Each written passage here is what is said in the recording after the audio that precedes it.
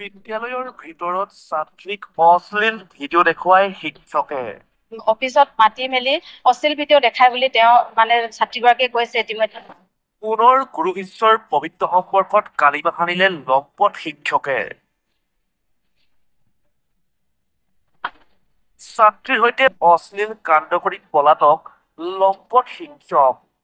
কাকপথাৰৰ এখন প্ৰাথমিক বিদ্যালয়ৰ শিক্ষকৰ বিৰুদ্ধে বিদ্যালয়খনৰ এগৰাকী ছাত্ৰীক যৌন উৎপীড়ন চলোৱাৰ ভয়ংকৰ অভিযোগ উত্থাপন হৈছে।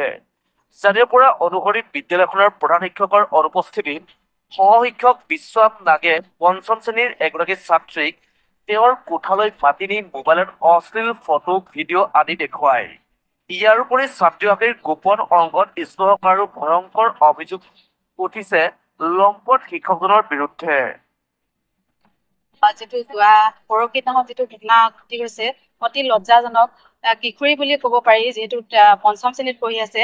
মানে তাইক মোবাইল দেখুৱাই প্ৰলোভনৰ মানে মোবাইলৰ প্ৰলোভন দেখুৱাই মানে অফিচত মাতি মেলি অশ্লীল ভিডিঅ' দেখাই বুলি তেওঁ মানে ছাত্ৰীগৰাকীয়ে কৈছে ইতিমধ্যে আমাৰ আগত অৱগত কৰিছে। অকল মানে যে যোৱাকালিয়ে হৈছে সেইটো নহয়, আগতেও মানে দেখাইছে বুলি অলৰেডি ছাত্ৰীগৰাকীয়ে আমাক অৱগত কৰাইছে। আৰু যিহেতু প্ৰশাসনক আমি এজাহাৰ দিছিলো, কিন্তু কালি প্ৰশাসনে আহিছিলে, কিন্তু মানে শিক্ষকগৰাকী অলৰেডি পলুৱাই দিলে বুলি কৈছে। পলুৱাই দিছে মানে সদৌ অসম ছাত্ৰ সন্থাৰ মানে প্ৰফেচাৰ সোণোৱাল আৰু এজনৰ নাম কি আছিলে, সুপ্ৰিয়াম